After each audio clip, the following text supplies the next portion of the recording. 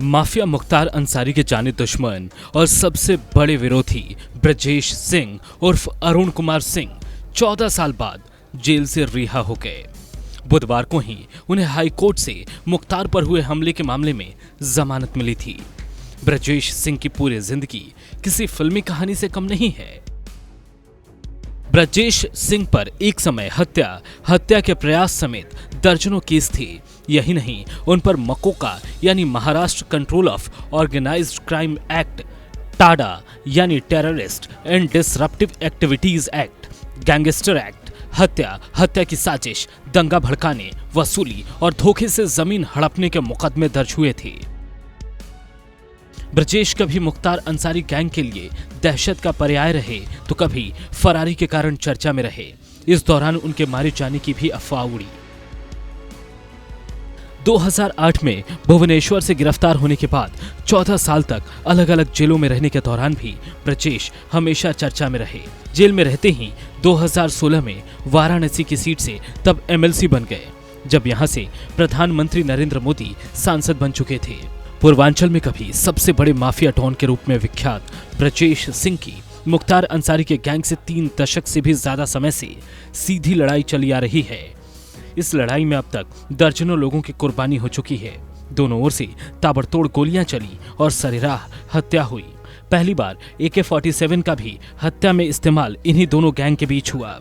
पूर्वांचल के छोटे छोटे अपराधियों ने दोनों को ही अपना रोल मॉडल माना और कोई ब्रजेश सिंह के गैंग से जुड़ा तो कोई मुख्तार अंसारी के साथ जुड़ता रहा। वाराणसी के धरहरा गांव के रहने वाले ब्रजेश सिंह का नाम 1984 में पहली बार हत्याकांड से जुड़ा। आरोप है कि पिता की हत्या का बदला लेने के लिए ब्रजेश सिंह ने हथियार उठाया।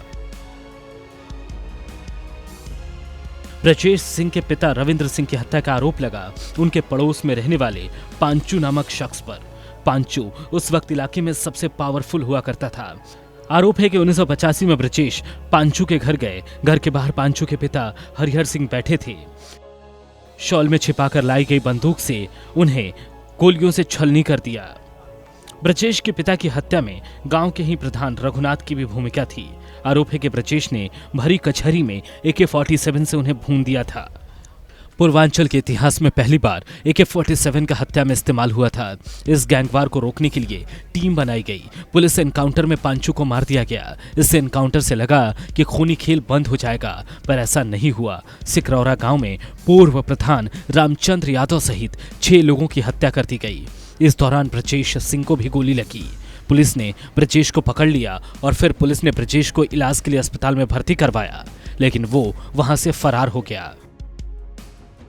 इस घटना के बाद से ब्रजेश लापता हो गया। ब्रजेश के मारे जाने की भी अफवाह उड़ी। हालांकि पुलिस को इस पर भरोसा नहीं था। हैरानी की बात यह थी कि पुलिस के पास ब्रजेश की कोई फोटो भी नहीं थी। एकमात्र जो फोटो थी वो पुरानी थी। इसके आधार पर ब्रजेश को पकड़ना बेहद मुश्किल था। दिल्ली पुलिस की स्पेशल सेल को 3 साल बाद इस काम में कामयाबी मिल गई। 2008 में पुलिस ने ओडिशा के भुवनेश्वर से ब्रजेश को गिरफ्तार कर लिया। ब्रजेश वहां अरुण कुमार के नाम से रह रहा था। हालांकि कहा जाता है कि यह गिरफ्तारी प्रायोजित थी। 3 सालों में ब्रजेश ने अंडरग्राउंड होते हुए भी खुद को मजबूत कर लिया था। अब उन्हें पूर्वांचल में रहना था और मुख्तार गैंग का खात्मा करना था। राजनीति में भी उन्होंने अपनी किस्मत आजमाई और एक बार विधायक रहे, लेकिन अब उनकी रिहाई ने एक बार फिर उन्हें चर्चा में ला दिया है।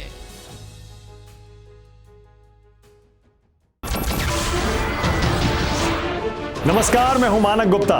अगर आपको हमारा ये वीडियो पसंद आया हो तो इसे लाइक और शेयर जरूर करें, और हाँ, हमें सब्सक्राइब और फॉलो करना ना भूलें ताकि आप देश और दुनिया की कोई खबर मिस ना करें। तो जुड़े रहिए हमारे साथ और देखते रहिए News 24।